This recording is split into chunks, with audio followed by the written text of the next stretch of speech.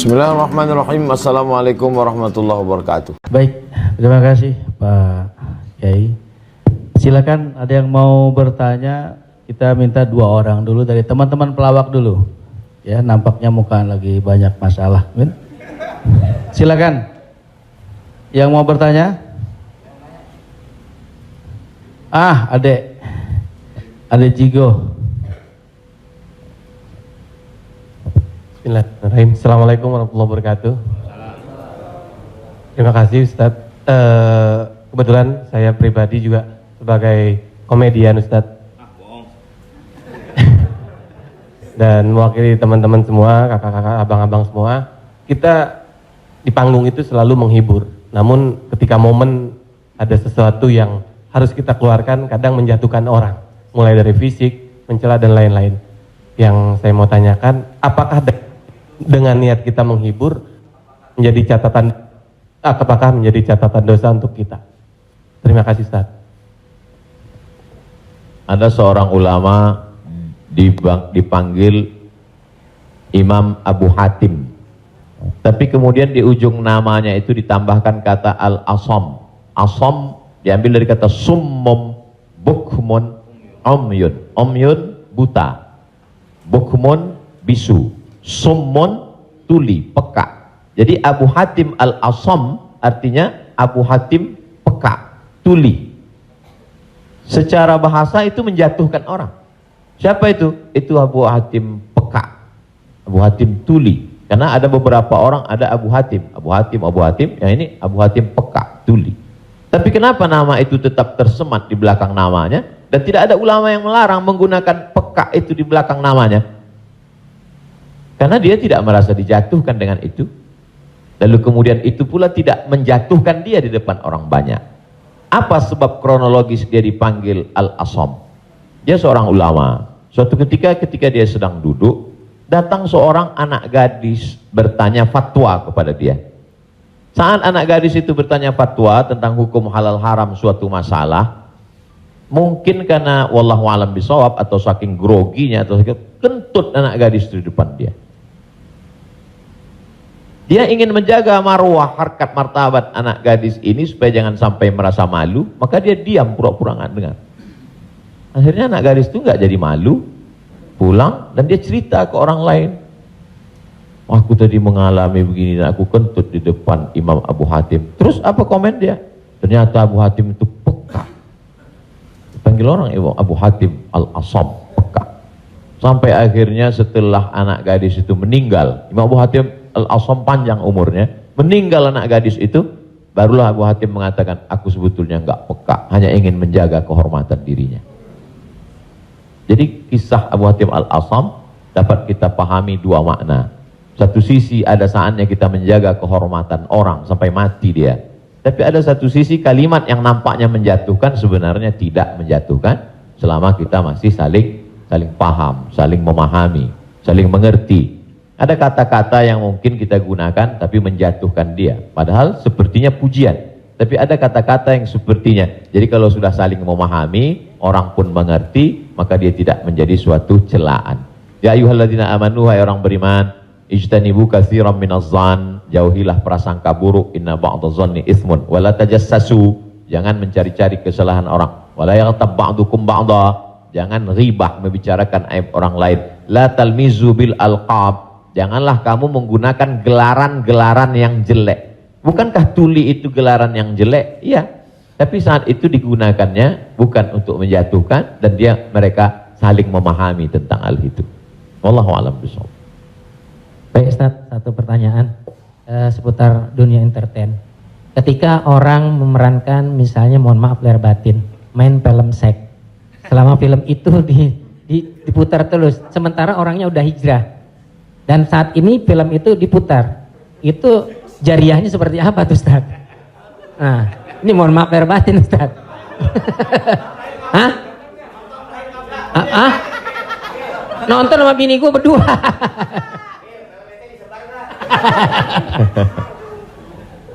Man sanna fil islami sunnatan hasanatan, siapa yang membuat perbuatan yang baik, falahu ajruha, dia dapat pahalanya, wa ajru man amila biha, dan orang lain yang terinspirasi dengan itu. Jadi kalau Paski membuat rumah tahfiz, lalu kemudian komunitas-komunitas yang lain terinspirasi dengan itu, maka dapat pahala min ghairi an yanqusa min ujurihim syai'un. Pahala mereka tidak berkurang, sama-sama dapat 100 min ba'dih, setelah mati. Itu kalau yang baik. Bagaimana dengan yang tidak baik seperti yang tadi? Man sanna fil islami sunnatan sayyi'atan. Siapa yang membuat sesuatu yang tidak baik, falahu wizruha, dia dapat dosanya, wa wizru man amila biha, dan dosa orang lain yang melakukannya. Setiap ada terjadi pembunuhan di dunia ini, maka Kabil dapat royalti karena dia yang pertama kali melakukannya. Tapi Kabil tidak sempat taubat, tidak sempat hijrah. Jadi kalau ada yang sempat melakukan perbuatan jelek, dosa, saat dia taubat, dia buat konferensi pers. Saya sudah taubat, sudah mu'alaf kalau dia tidak Islam. Kalau dia sudah masuk Islam, saya sudah hijrah. Maka saya meminta kepada seluruh jamaah yang ada di dunia ini, yang masih menyimpan gambar, foto, video saya, tolonglah kalian delete, dan saya minta ampun kepada Allah Subhanahu wa taala. Lebih daripada itu sudah di luar kuasa dia. La yukallifullahu nafsan illa wus'aha. Allah tidak membebani orang lebih daripada usahanya.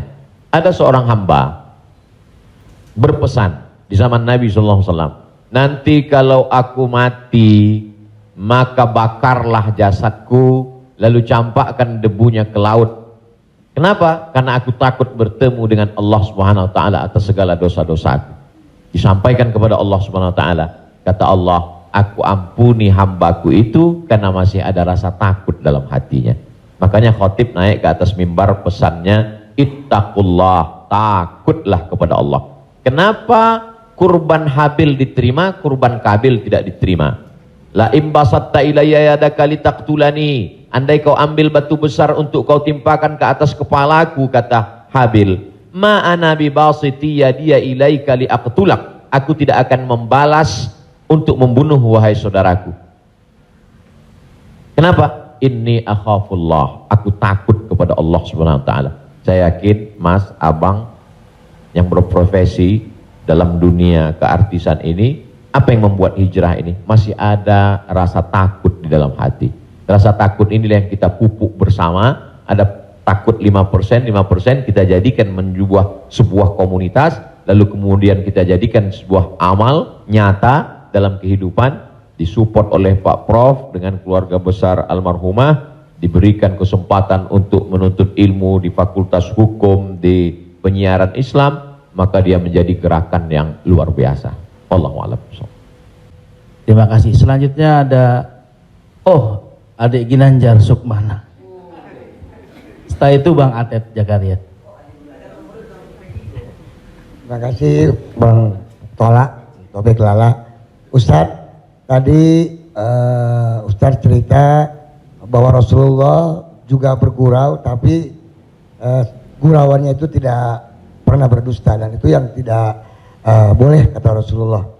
Sementara teman-teman pelawak, sadar atau tidak sadar, lawakannya itu banyak berdustanya juga Ustaz. Cari-cari, mengada-ada kan, karena memang tujuannya untuk membuat orang tertawa. Tapi kalau saya kan, maaf, saya bukan pelawak, saya peragawan Ustaz. Jadi peragawan pakaian anak-anak. Jadi saya dengar dusta kan gitu ya. Contohnya kayak tadi gitu. Atau Bopak umpamanya dia mengatakan dirinya ganteng, dia cerita bahwa banyak cewek yang suka sama dia, itu kan berdusta Ustaz. Iya kan? Fitnah kan? Kita Willy. Enggak, tapi kalau soal ketampak. Jadi mohon dijelaskan kembali oleh Ustadz Abdul Somad batasan bagaimana di dalam melawak yang tidak boleh berdusta, sehingga kalau memang ternyata pelawak tidak boleh berdusta dalam melawakannya, mungkin saya sedang pikir-pikir dulu untuk melanjutkan profesi gini Ustaz. Saya takut langsung neraka. Terima kasih Ustaz Abdul Somad. Assalamualaikum warahmatullahi wabarakatuh. Ada saatnya kita berilustrasi, menceritakan suatu kisah. Jadi sebetulnya para penulis novel Islam pun dia sebenarnya kisah itu ada juga yang fiktif atau dicampur antara nyata. Bahkan Buya Hamka menulis kisah campuran antara tenggelamnya kapal Panderwick adalah campuran antara nyata dan fiksi. Apakah ketika orang bercerita tentang fiksi itu dia berdusta? Tidak. Jadi kita bisa bedakan itu antara orang memang betul-betul dia berdusta. Kemarin saya melakukan ini suatu, padahal cerita itu tidak ada. Beda dengan dia misalnya katakan, saya ini Ustadz seorang peragawan, tapi peragawan pakaian anak-anak. Tidak, Mas Ginanjar tidak sedang bercerita, kemarin di mall saya memperagakan pakaian anak-anak Pak Ustadz. Ketika saya pakai pakaian anak SMP, semua ketawa. Itu dusta. Tapi ketika dia katakan cerita awal tadi, semua orang tahu bahwa dia tidak sedang memperagakan pakaian anak-anak. Dia hanya sedang menunjukkan tentang dirinya. Secara sebenarnya di balik kalimat itu Mas Ginanjar sedang menjatuhkan dirinya di hadapan orang lain. Kan? Dan kita tertawa dengan dia menjatuhkan dirinya. Mohon maaf, bahwa beliau mengatakan fisik saya seperti anak-anak dan saya andai pun menjadi peragawan hanya sesuai memperagakan pakaian anak-anak. Hari ini orang tidak menjatuhkan dirinya, dia menjatuhkan orang lain, menjatuhkan tokoh agama, menjatuhkan ustadz. Ada suatu kesalahan dalam cara dia berpikir. Bahwa beliau menjatuhkan dirinya, dia tidak usah. Karena dia sedang, tapi dia tidak sedang berbohong. Dia hanya sedang bercerita. Insya Allah penjelasan saya itu bisa dipahami. Yang tidak bisa itu adalah ketika orang seolah-olah dia bercerita, dia kemarin saya di sebuah cerita seakan-akan orang mengatakan dia nyata. Padahal sebetulnya hanya bohong belaka supaya orang tertawa. Itu yang dilarang oleh Nabi Muhammad SAW. Wallahu a'lam. Baik, Assalamualaikum warahmatullahi wabarakatuh. Nama saya Ted Zakaria Ustaz. Saya pernah ketemu Ustaz di Airport waktu itu mau berangkat umroh. Yang saya ingin mohon penjelasan dari Ustaz. Sekarang ini banyak pelawak-pelawak yang ikut ceramah juga. Pelawak sekarang ini dibutuhkan di mana-mana buat ikut ceramah. Padahal kalau kita lihat pelawak itu kemampuannya sangat minim, bahkan sudah menjual dengan harga yang mahal. Mohon penjelasannya Pak Ustadz, di mana bolehkah seorang pelawak itu melucu atau melawak di dalam satu ceramah? Nah, kita lihat yang namanya pelawak ini sekarang menjadi daya tarik sebelum ustadznya yang asli itu datang. Saya sendiri umpamanya berapa kali ngikut raja dangdut kemana, saya jadi bemper biasa di depan. Tapi saya mengingat bahwa ilmu saya belum sampai ke situ. Tapi saya memaksakan diri untuk menarik. Saya sadar bahwa ilmu saya belum seberapa untuk ke masyarakat yang penuh itu. Mohon penjelasannya Ustaz. Terima kasih. Assalamualaikum warahmatullahi wabarakatuh. Waalaikumsalam warahmatullahi wabarakatuh. Bedakan antara da'i dengan alim fatwa. Da'i dia mengajak orang ke jalan Allah. Sedangkan alim yang mengeluarkan fatwa, dia adalah orang yang berijtihad. Apakah dia berijtihad sendiri mengambil dari Quran, sunnah, ijma', qiyas, syar'u man qablana, saddu zara'i, qaulus sahabi, istihsan, istishab, urf, atau dia membaca fatwa ulama lalu dia sampaikan dengan kemampuan dia baca kitab kuning. Jadi jangan kita pukul rata. Jadi jangan nanti ketika ada di antara sahabat-sahabat dari Paski mengajak orang sholat, ngajak puasa sunat, lalu kemudian di antara kita, ngapain ente ngajak-ngajak saya sholat? Ente kan bukan ustadz. Padahal mengajak orang berbuat baik adalah kewajiban kita semua. Nahnu du'an qabla kulli syai'. Sebelum jadi apapun, tugas utama kita adalah mengajak orang berbuat baik. Kuntum khaira ummah, kalian umat yang terbaik. Kapan kita menjadi umat yang terbaik? 3. Ta'muruna bil ma'ruf, ajak orang buat baik. Wa tanhauna 'anil munkar, larang orang buat mungkar. Wa tu'minuna billah, beriman kepada Allah. Jadi kalau hanya sekedar ngajak orang sedekah, ngajak donasi buat rumah tahfiz, ngajak ngumpulin beras untuk santunan yatim fakir miskin, maka pelawak boleh, penyanyi boleh, polisi boleh, siapapun. Karena itu tugas sebagai seorang muslim, amar ma'ruf nahi mungkar. Yang tidak benar itu adalah ketika dia sudah dianggap sebagai ustadz dan ditanyakan suatu masalah dan dia terdesak, akhirnya dia bicara padahal dia tidak mengerti. La taqfu ma laisa laka bihi ilmun. Jangan kamu bicara pada sesuatu yang kamu tidak tahu. Inna sam'a, telinga, wal basar, mata, wal fuad, hati dan pikiran, kullu ulaika kana anhu mas'ula, kau akan disoal, kau akan ditanya, diminta pertanggungjawaban di hadapan Allah Subhanahu wa taala. Jadi kalau abang, mas diajak dalam acara dakwah sebagai pengantar supaya masyarakat mau mendengar, supaya ramai, hadirilah tablik akbar Ustadz Fulan bersama grup Paski untuk sebagai pengantar 5-10 menit, silakan. Tapi setelah itu nanti Ustadz bicara, pas tanya jawabnya serahkan ke Ustadz. Nah, jadi selama tetap kita menjaga. Jadi kalau diibaratkan rumah makan di airport, ini penyanyi, artis, ustadz itu sama seperti yang memanggil penumpang supaya mau masuk ke rumah makan. Bapak Ibu saudara sekalian yang mau perjalanan, silakan mampir ke tempat kami, silakan mampir ke rumah makan kami. Nah, ini yang ngajak. Nanti setelah orang mampir masuk ke dalam, baru dia ketemu spesialisnya. Yang mau makan soto di sana, yang mau soto Medan di sana, yang mau soto Betawi di sana, yang mau bakso di sana. Begitu lebih kurang. Karena masyarakat kita belum sampai pada level ngaji. Masyarakat kita ini 3 level. Pertama, level 1 yang memang sudah ngaji sama para habaib, baca kitab kuning serius, khatam dari A sampai Z. Ini memang nggak perlu pakai pemanggil tadi. Yang kedua adalah level yang masih mau ke masjid, tapi juga tergantung SMS kemana ngajak. Ngaji oke, kesini pun oke. Ini yang level 2. Yang level 3, ngelihat masjid pun masih takut. Makanya saya kalau tablik akbar pengajian ke daerah, itu saya bagi 3. Ada pengajian yang saya memang nggak mau di masjid, saya pengajiannya maunya di lapangan sepak bola, di stadion, supaya sampai ke grassroots. Ada level 3 yang belum mau ke masjid. Saya terus terang Ustadz, ke masjid ini trauma. Beberapa teman saya ke masjid ninggal. Nah, jadi yang level ini masih mau, masih bercampur. Jadi kalau ada orang yang ngejek, apa itu dakwah, apa itu pengajian, apa itu, kenapa melibatkan artis? Ini salah satu cara.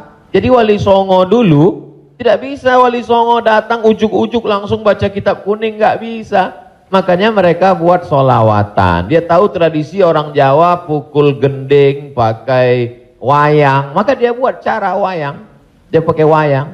Jadi sekarang kalau mampu buat film pendek atau melibatkan artis, video tanya jawab saya dengan pertanyaan yang sama, dengan jawaban yang sama, tapi dengan pengantar artis berbeda viewernya.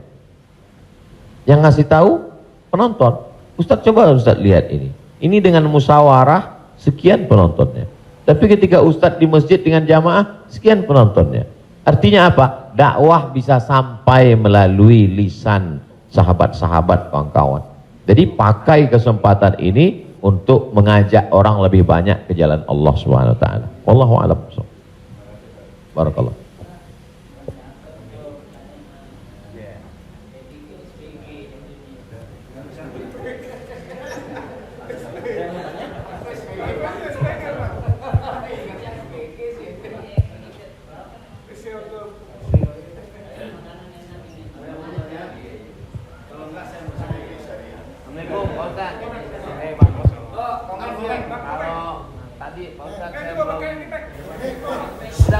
Udah Pak.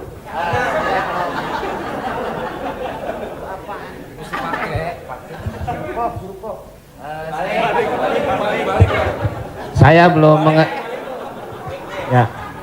belum paham yang tadi Pak Ustadz bilang apa wasaah apa wasi. Oh, lo jangan nyampur. Agama lo beda lo. Wasaah sambil bercanda apa tadi gitu. Pak Ustadz lupa ya, nanti saya jelasin lagi. Apa tadi? Wasaah kalau Nggak tahu, tak Wah Ujang adanya kali. Iya Pak Ustadz. Ya itu. Wasilah. Bukan. Wasa'ah apa wasi'ah? Contoh baik, contoh buruk. Wassalam habis dong. Hah? Sa'ah wa sa'ah. Nah, itu Pak Ustadz. Sa'ah. Jadi ketika itu ucapan hadis Nabi. Ada seorang sahabat, dia datang menemui Nabi. Kenapa ketika kami duduk bersamamu ya Rasulullah di dalam Masjid Nabawi, di majelis ilmu, kami merasa dekat dengan Allah. Kami merasa takut kepada Allah. Tapi ketika kami pulang ke rumah, ketemu dengan anak istri bersenda gurau, kok rasanya beda. Lalu apa kata Nabi? Sa'ah wa sa'ah. Hidup ini ada masanya serius, ada masanya bercanda, ada masanya begini. Lau kuntum kama kuntum la safahatkumul malaikah. Seandainya kamu seperti itu terus, seperti saat berada denganku di hadapanku di masjid, tidak berubah-berubah, turun malaikat bersalaman dengan kamu, kata Nabi SAW. Jadi sahabat itu pun mengalami seperti yang kita alami dan kekhawatiran seperti kekhawatiran kita. Ketika kita duduk dengan Habib, dengan Ustadz di masjid, dengan Kiai, dengan Tuan Guru, terasa begitu full iman. Tapi begitu pulang ke rumah, kok begitu ya? Rasa yang kita rasakan sekarang dirasakan juga sahabat Nabi dulu, dan mereka tanya, kata Nabi nggak salah. Karena hidup ini ada sa'ah wa sa'ah. Sa'ah artinya bahasa Indonesianya saat.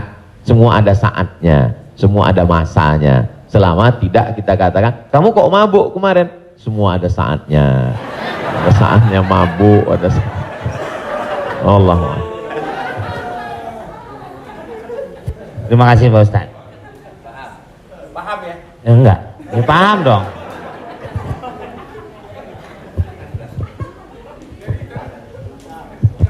Mungkin dari sini ada. Tapi satu lagi pertanyaan, saya mau nanya. Pak Ustadz, ini masalah saya pribadi. Jadi saya ya ada masukan juga ketika hukum riba. Mobil itu ya, ini umum ya kan. Jadi mobil kita jual, kemudian kita coba berusaha cash. Saya untuk menghilangi kredit. Nah, saya mau tanya, ini enggak amanat dari keluarga saya. Dipastikan lagi. Boleh enggak, Kiai, kita kredit mobil? Padahal ini menjadi hal penting bagi saya untuk mobilisasi kemana gitu. Saya punya anak kan baru kelar UIN. Jadi ini saya lagi diceramai gitu. Papa sudah lah Pak, jual Pak. Kita nggak usah dibeli, lillahi ta'ala aja. Ya saya bilang ini lillahi ta'ala agak-agak susah nak, saya bilang gitu. Tapi ini real, saya jual, saya mencoba untuk beli cash, nungguin cash lama. Jadi jangan suka buka aib orang, Mbak.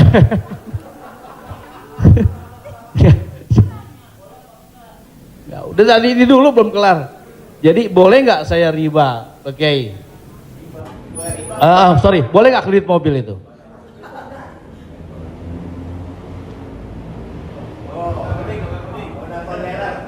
Alhamdulillah CRV jadi baru gue. Buka Google, ada tulisan saya di situ. Nanti Bapak, Ibu, Abang, Mas share ke teman-teman. Buka Google, tulis di situ Somad Morocco, SOMADMOROCCO, Somad Morocco, SOMADMOROCCO, Somad Morocco, spasi kredit, sudah, enter. Somad Morocco spasi kredit, tulisan yang paling atas kredit, ada tanda tanya, Aska. Di situ jawaban. Saya sudah tulis tentang masalah kredit ini.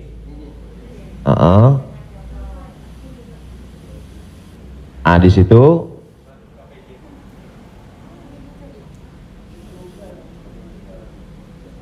Nah, bisa dibaca. Bisa bahasa Arab Ustaz. Ada terjemah. Terjemah Mas Komeng, terjemah di bawah. Terjemah di bawahnya. Terjemah di bawah. Majma' Al-Fiqih Islami membolehkan jual beli dengan tempo. Dah? Membolehkan jual beli dengan tempo, jangka waktu, garis miring kredit pada konferensi ke-6 yang dilaksanakan di Jeddah pada tahun 1990 dalam keputusan tersebut. Jadi jual beli dengan tempo kredit itu boleh. Bawah, ini penjelasannya. Yang bawah langsung bahasa ke jawaban. Jual beli kredit itu tidak ada keberatan di dalamnya, boleh jika waktu dan tambahannya diketahui. Dibayar dalam waktu 2 tahun, dibayar dalam harga 200 juta, dicicil 1 bulan 15 juta, misal 10 juta, 12 juta. Meskipun harga kredit lebih mahal daripada kontan, karena penjual dan pembeli sama-sama mendapat manfaat. Penjual mendapat manfaat tambahan harga dan pembeli mendapat manfaat tempo jangka waktu. Disebutkan dalam Sahih Al-Bukhari. Apakah di zaman Nabi ada kredit? Ada. Dalam Sahih Bukhari, Sahih Muslim, bahwa barirah itu manusia. Waktu itu masih boleh jual manusia, hamba sahaya. Bahwa barirah dijual oleh tuannya dengan cara kredit selama 9 tahun. 1 tahunnya dibayar 40 dirham. Ini menunjukkan bolehnya jual beli kredit. Kesimpulannya, uang dengan barang boleh, tapi uang dengan uang riba. Prof, saya pinjam uang 200 juta. Nanti saya bayar 220. Haram, riba. Tapi ketika saya beli mobil, Prof, saya cicil tiap bulan, maka lunas dalam waktu 1 tahun, itu tidak riba karena akadnya uang dengan barang. Yang jadi masalah ketika kita pergi ke dealer untuk beli mobil, kita katakan kita tidak punya uang cash, dia tidak mau langsung transaksi dengan dia, tapi dia akan libatkan pihak ketiga, penyedia keuangan. Pada akhirnya transaksi kita adalah uang dengan uang. Uang dengan uang, bukan uang dengan barang. Lalu apa solusinya? Pergi ke bank syariah. Kenapa di bank syariah uang dengan barang? Assalamualaikum, waalaikumsalam. Bank syariah, saya mau beli mobil. Terus mau pinjam uang. Kata bank syariah, kami tidak melayani peminjaman uang dengan uang, karena uang dengan uang berbunga haram. Bapak sebetulnya mau beli apa? Mau beli mobil. Kata orang bank syariah, mobilnya kami beli. Bank syariah membeli mobil. Setelah itu bank syariah menjual mobil itu ke kita, maka akadnya kredit sama seperti barirah dibeli pada zaman Nabi, kredit 9 tahun. Jadi akadnya adalah uang dengan barang. Begitu. Allahu a'lam. Ya alhamdulillah. Beli lagi, saya lebih kembali lagi pakai syariah. Selanjutnya siapa yang mau bertanya? Silakan umum sekarang. Bang Dery mau nanya? Oh, yang ibu-ibu aja, ibu-ibu. Pak.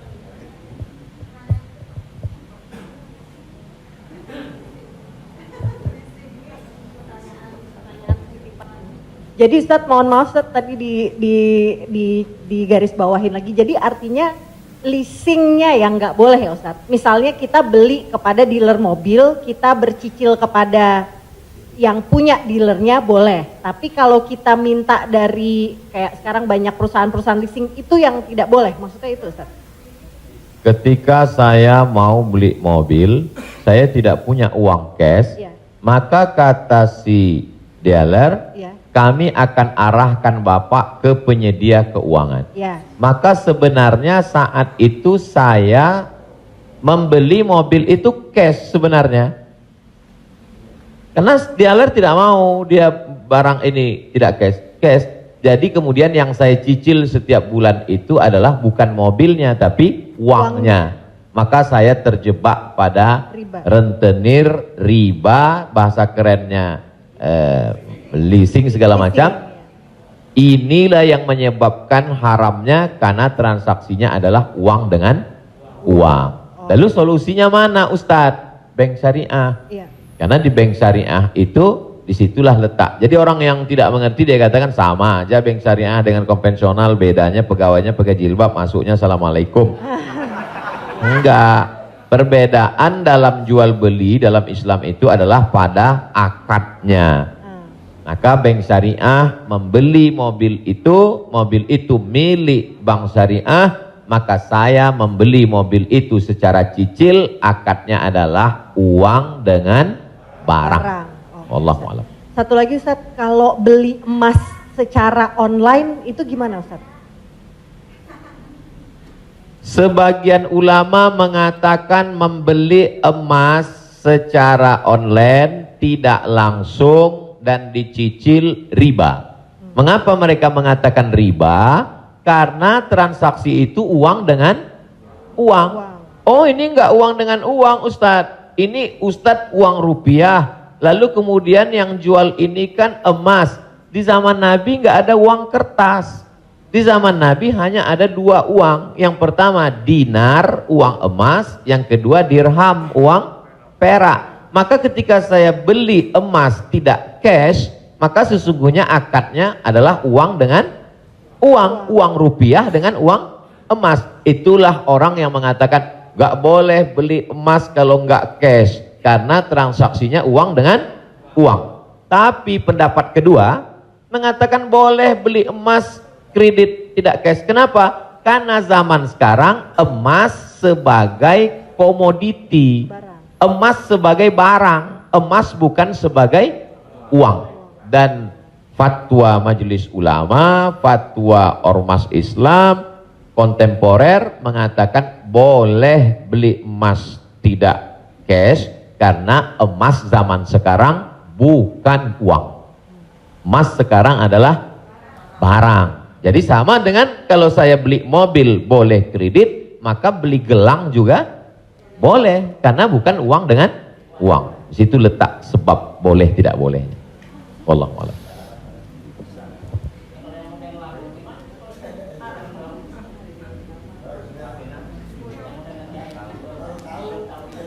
Yang sudah banyak-banyak taubat nasuha, sholat sunat, istighfar. Kalau sedang dalam proses bisa dibom, ada aset yang bisa dijual untuk ngebom supaya selesai, jual lah. Tapi kalau ini aset pokok tidak boleh jual rumah karena rumah pokok, sama seperti makan. Ini kalau saya jual aset ini saya bom meledak semua Ustadz. Ini Hiroshima Nagasaki hancur semua. Maka nggak boleh. Azam tekad dalam hati, saya mencari nafkah, saya lunasi sampai habis, nanti setelah ini saya tobat berhenti. Tapi kalau bisa jual satu petak ini lalu ditutup ini, lakukanlah untuk melepaskan diri dari riba. Karena riba itu 5 ancamannya. Yang pertama, alladzina ya'kuluna riba la yaqumuna illa kama yaqumul ladzi yatakhabbathu syaitanu minal mas. Orang yang makan riba nanti bangun bangkit dari kubur ketika di padang mahsyar seperti orang kerasukan setan.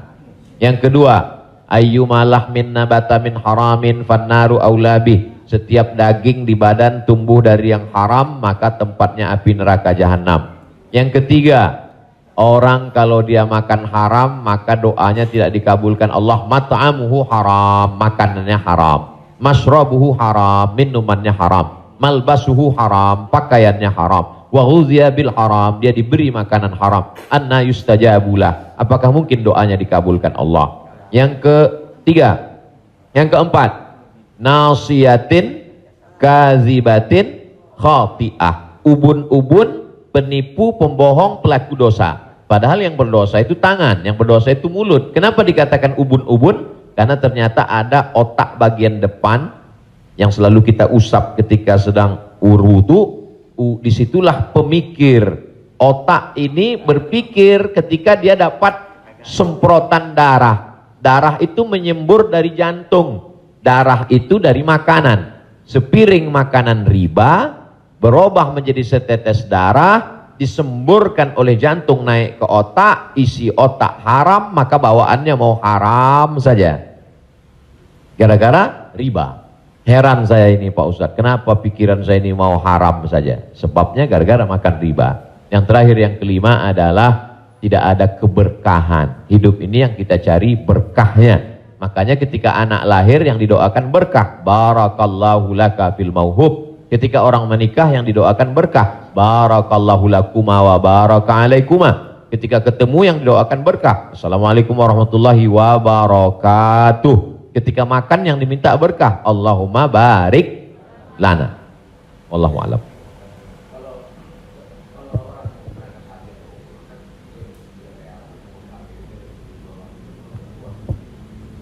Transaksi uang dengan uang boleh dengan syarat yadan biadin, langsung cash. Maka ketika sampai di Makkah, saya keluarkan uang rupiah, saya katakan saya mau beli rial, langsung cash, boleh. Begitu juga membeli dolar. Saya sampai ke Maroko, saya beli dirham. Maka pemerintah Saudi Arabia tidak akan bisa mengizinkan buka money changer, uang, pertukaran uang ini kalau tidak ada fatwa dari ulama. Mereka amat sangat ketat. Jadi boleh tukar ini selama dia langsung dan cash di tempat itu, langsung jadi. Wallahu a'lam. Ustaz, Assalamualaikum. Ustaz, saya mau nanya Ustaz, berkaitan dengan kredit tadi, ada juga selain kredit namanya gadai Ustaz. Gadai, tahu gadai Ustaz ya? Kalau nggak tahu saya jelasin. Biasanya zaman sekarang gini Ustaz, orang punya kendaraan, kemudian karena nggak punya uang digadaikan mobilnya misalnya Ustaz, sama orang itu. Itu termasuk itu riba atau gimana? Kalau gadai seperti itu. Imam yang paling tua di antara imam yang 4 itu namanya Imam Hanafi. Meninggal tahun 150 Hijrah. Suatu ketika dia berdiri di depan rumah orang. Ada panas terik, dia berdiri di depan rumah orang. Padahal di depan rumah itu ada atapnya dan ada pohon kayu. Lalu orang bertanya kepada Imam Hanafi, Imam Hanafi, kenapa kamu tidak mau berlindung di bawah atap yang punya rumah itu? Dan kenapa kamu tidak mau berlindung di bawah pohon kayu? Kan lebih baik berlindung daripada kena panas. Apa kata dia? Saya meminjamkan uang pada orang ini dengan sistem gadai, maka saya tidak mau mengambil keuntungan dari dia. Ayyuma lahmin kullu qardin jarra naf'an fahuwa riba. Setiap gadai pinjaman kalau kita ambil manfaat maka itu berarti riba. Tidak mau bernaung di bawah atap rumahnya karena itu dianggap sebagai manfaat. Jadi manfaat tidak hanya sebagai uang tapi juga manfaat sampai sekecil itu dia menjaga dirinya. Jadi gadai dalam Islam hukumnya boleh, tapi jangan ambil manfaat dari gadai. Yang terjadi sekarang adalah orang mengambil manfaat dari gadai. Saya punya uang, lalu kemudian ada orang mau pinjam uang. Saya tidak percaya dengan dia. Ustadz pinjam uang 100 juta, saya nggak percaya. Kalau Ustadz nggak percaya, ini sawah saya 1 hektar. Ketika dia kasih sawahnya ke saya, maka sawah itu cukup sebagai jaminan. Tapi yang dilakukan orang sekarang adalah sawah itu dia tanam padi, dia ambil hasilnya. Hasilnya itu riba. Maka sekarang orang kaya makin kaya, yang miskin makin miskin. Bagaimana dia mau bisa menebus uangnya? Orang sawah dia dipakai terus dan uangnya diambil. Maka yang punya uang makin kaya, yang minjam makin miskin. Padahal dalam Islam mestinya cukup suratnya saja dipegang. Kamu kalau mau garap sawah ini garaplah, nanti bayar hutangmu. Itu akhlak dalam Islam. Akhlak itu yang dihilangkan oleh riba. Riba ini sangat kejam. Wallahu a'lam.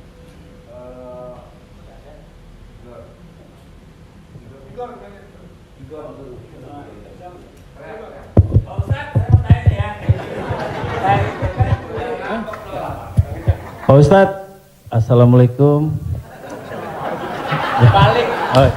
Assalamualaikum warahmatullahi wabarakatuh Pak Ustadz.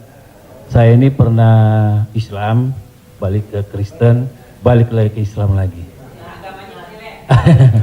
Itu gimana itu ceritanya Pak Ustadz? Innalladzina amanu, beriman.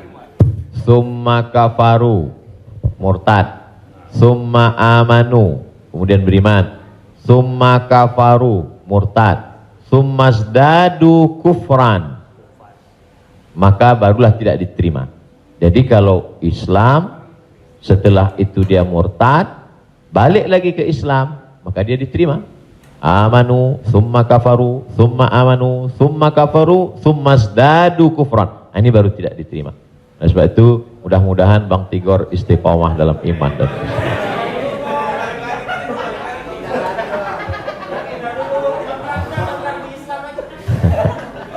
Agama lu kayak angkos bolak-balik.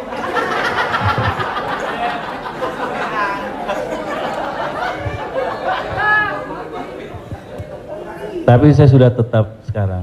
Amin. Ya Allah. Saya udah umroh, Ustaz. Jadi Ya Allah. Jadi balik Bang, ke jalan yang benar. Insya Allah. Jadi Bang Taufik, kajian Paski mungkin kerjasama dengan musyawarah supaya terus, atau kalau tidak ingin satu majelis, ustadznya nanti setelah di sana pagi misalnya, sore di Paski. Kemudian ngaji ini, kalau sekedar ngaji kita nggak ada tantangan, mesti ada sosialnya. Misalnya ngumpulin beras. Jadi saya sendiri tidak hanya sekedar ngaji, saya khususkan hari Jumat kedua setiap bulan, saya di Pekanbaru, hari Jumat khutbah Jumat, habis itu bagi beras ke masyarakat pelosok yang sulit. Lalu siapa yang menjadi relawannya?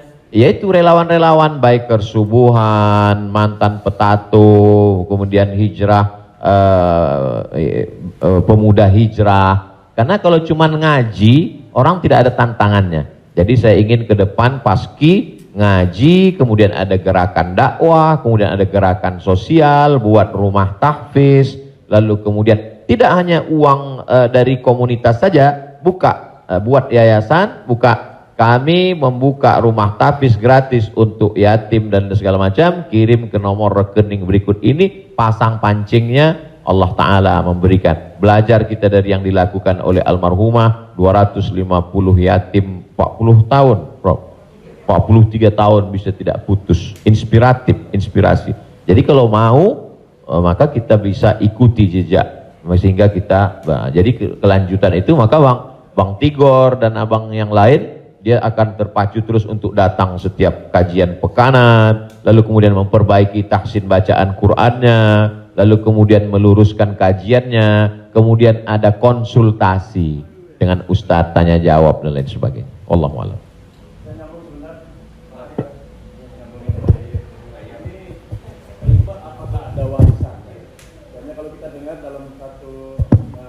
Kalau kita melayat, sering orang bilang kalau almarhum atau almarhumah punya utang piutang berhubungan dengan keluarga, sedangkan kita nggak tahu bahwa itu adalah riba. Apakah termasuk warisan itu dosanya? Terima kasih. Tidak boleh harta warisan dibagi sebelum dilakukan dua hal. Yang pertama, mim ba'di wasiyatin, keluarkan wasiat. Wasiat hanya sepertiga total harta. Jadi kalau dalam surat wasiatnya, aku wasiatkan ruko ini untuk sekolah tahfiz. Total harga ruko 1 miliar. Sedangkan harta dia cuma 2 miliar. Maka yang jatuh menjadi wasiat hanya 666 juta. Sedangkan sisanya dibagi kepada ahli waris. Pertama, keluarkan wasiat, sepertiga paling banyak. Setelah keluar wasiat, mim ba'di wasiyatin yusabiha au dain. Dain, bayarkan hutangnya. Jadi kalau ada orang meninggal, hutangnya dibayarkan dari harta warisan. Jadi kalau harta warisan habis, apakah anak wajib membayarkan hutang bapaknya? Tidak. Anak hanya wajib membayarkan hutang almarhum dari harta yang dia tinggalkan. Adapun kalau si anak mau berbakti kepada orang tuanya, dia bayarkan, baik, tapi dia tidak punya kewajiban, dia bayarkan dari harta dirinya sendiri. Jadi makanya kadang kita baca, jangan beli ruko ini bermasalah. Di mana letak masalahnya? Karena ruko itu dibagi sebelum hutang dibayar. Muncul masalah. Sebetulnya ruko itu bukan milik anak-anaknya, tapi milik piutang, milik orang yang dulu pernah dipinjam uangnya. 2 keluarkan, baru bagi harta warisan. Allahu a'lam.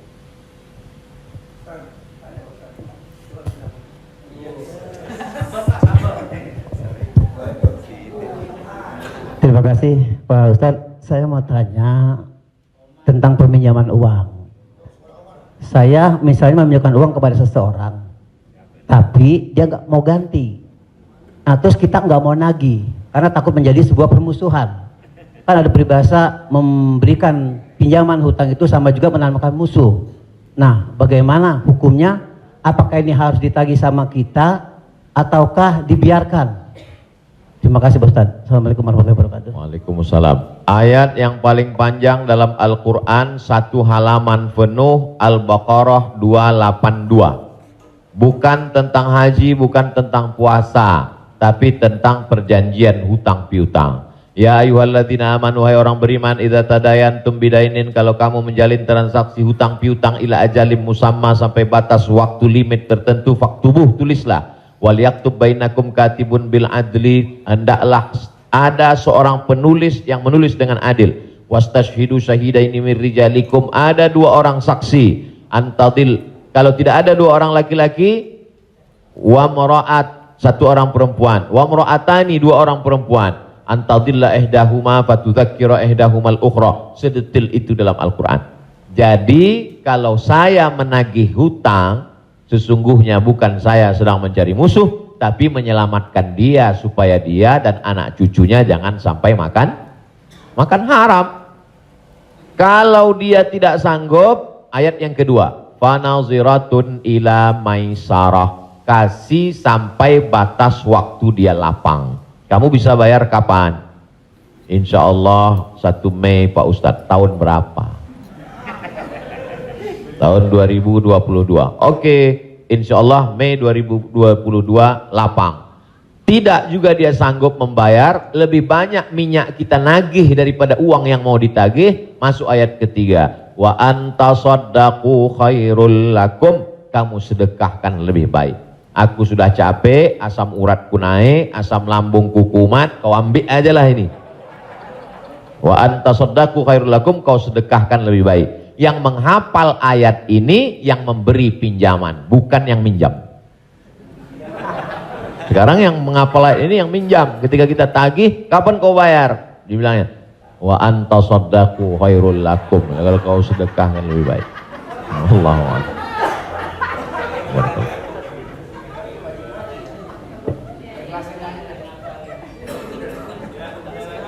Ada yang nanya lagi? Ada yang nanya lagi ya? Di luar utang piutang. Saya mau tanya ini Pak Ustadz, kan kalau ada teman yang ulang tahun, kita suka bilang selamat ulang tahun, kita doakan semoga panjang umur. Sementara yang namanya ajal tidak bisa meleset 1 detik, tidak boleh kurang dari 1 detik, tidak boleh lebih dari 1 detik. Lalu bagaimana kita percuma kita berdoa seperti itu dong Ustadz? Iya kan? Ya itu, enggak ya? Terima kasih Ustadz. Man ahabba ayyubsatalahu fi rizqihi, siapa yang mau dilapangkan rezekinya, wa yunsa'alahu fi atharihi, mau dipanjangkan umurnya, falyasil rahimahu, hendaklah dia menyambung tali silaturahim. Katanya dengan silaturahim umur bertambah. Padahal dalam ayat Quran, idza jaa ajaluhum, kalau ajal sudah sampai, la yastakhiruna sa'atan, tak bisa ditunda walau sesaat, wa la yastaqdimun, tidak bisa dimajukan walau saat. Apakah kontradiktif antara ayat dengan hadis dengan doa dari Mas Dery bahwa umur bisa bertambah? Tidak kontradiktif. Lalu yang kontradiktif itu apa? Pemahaman kita. Dijawab oleh Syekh Muhammad Mutawalli Asy'arawi, ulama besar dari Al-Azhar Kairo Mesir. Nama kitabnya Fatawa Al-Kubra, fatwa-fatwa besar, bahwa umur tidak ditambah, tapi doa panjang umur dan bersilaturahim panjang umur itu maksudnya kualitas umurnya bertambah. Ada orang yang umurnya 40 tahun tapi hafal Quran, berzikir, diisi dengan wakaf, infak, sedekah. Ada 40 rumah warung jatuh mati. Jadi yang dimaksud kita doakan, semoga Mas Dery dan semua paski kita semua panjang umur. Maksudnya umurnya berkualitas, berisi. Itu. Wallahu a'lam bishawab. Boleh? Ya. Gimana?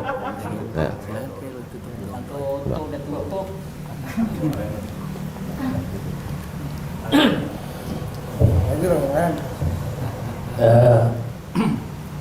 Bapak Ibu yang berbahagia, karena pakaian agak capek besok mau ke Riau, mau pulang kampung. Jadi kita ikut. Biayanya nggak ada ragu. Jadi, iya, alhamdulillah sudah dicukupkan untuk pertanyaan.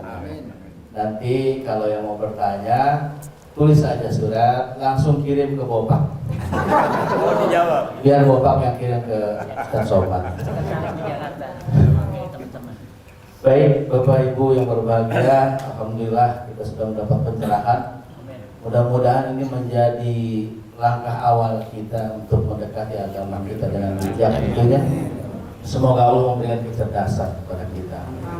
Di sisa umur kita ini, mudah-mudahan menjadi orang yang bermanfaat buat diri dan agama secara bangsa. Amin. Pak Kiai, kita mohon untuk memberi doa untuk acara ini. Terima kasih. Astaghfirullahaladzim, astaghfirullahaladzim, astaghfirullahaladzim, alladzi la ilaha illa huwal hayyul qayyum wa atubu ilaih. A'udzu billahi minasyaitonir rajim. Bismillahirrahmanirrahim. Alhamdulillahirabbil alamin, arrahmanir rahim, maliki yaumiddin. Iyyaka na'budu wa iyyaka nasta'in. Ihdinas siratal mustaqim, siratal ladzina an'amta 'alaihim ghairil maghdubi 'alaihim waladdallin. Amin. Allahumma shalli ala sayidina Muhammad wa ala ali sayidina Muhammad.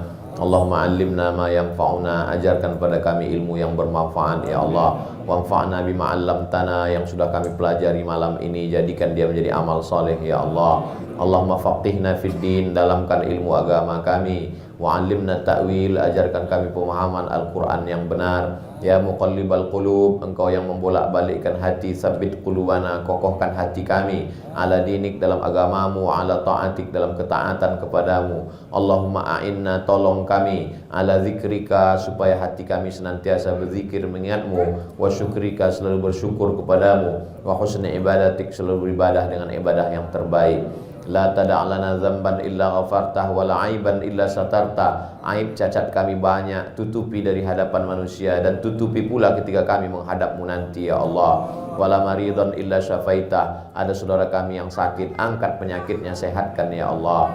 Wala mayitan illa rahimta, yang sudah meninggal dunia mendahului kami, lapangkan kuburnya ya Allah. Wala hajatan min hawaijid dunya wal akhirati laka ridha wa lana fiha salah, segala hajat dunia hajat akhirat baik bagi kami dan engkau ridha, illa qadaitaha wa yassartaha, mudahkanlah ya Allah. Rabbana hablana minas salihin, jadikan anak kami anak-anak yang soleh dan solehah, min huffazil Quran wal hafizat, bukakan pintu hati mereka untuk menjadi penghafal Al-Quran. Minal mujahidina fi sabilika bi amwalihim wa anfusihim, mereka akan menolong agamamu dengan harta, nyawa dan kekuasaan yang kau titipkan di tangan mereka. Allahumma khtim lana bi husnil khatimah, tutup umur kami dengan husnul khatimah. Allahumma ja'al akhira kalamina inda intihai ajalina, ketika ajal kami sampai, saat malaikat maut mencabut nyawa kami ingin kalimat terakhir yang keluar dari mulut kami, la ilaha illallah Muhammadur Rasulullah sallallahu alaihi wasallam.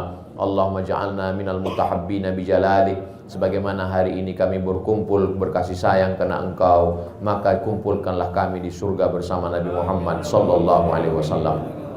Sahibul bait yang sudah menyediakan rumahnya, makanannya, segala kebaikan, tak sanggup kami membalasnya. Ajzihim jaza'al hasana, berikanlah mereka balasan yang baik ya Allah. Allahumma jama'na ma'ahum ma'al habibil mustafa fi jannatikal ula, satukan kami dalam surga jannatul firdaus bersama Nabi Muhammad sallallahu alaihi wasallam. Rabbana atina fid dunya hasanah wa fil akhirati hasanah wa qina adzabannar. Wa sallallahu ala sayyidina Muhammad wa ala alihi wa sahbihi wasallam, walhamdulillahi rabbil alamin. Taqabbalallahu minna minkum taqabbal ya karim. Saya ucapkan banyak terima kasih kepada keluarga besar almarhumah Profesor Dr. Hajah Tuti Alawiyah, tak dapat saya sebut satu persatu. Saya ucapkan banyak terima kasih kepada Paski. Malam ini amat sangat berbahagia, senang bisa saya bertemu dengan orang-orang yang selama ini saya senangi hiburannya, candanya, gurauannya, mudah-mudahan Allah panjangkan umur mereka insyaallah. Jazakumullah khairal jaza. Wassalamualaikum warahmatullahi wabarakatuh. Waalaikumsalam warahmatullahi wabarakatuh.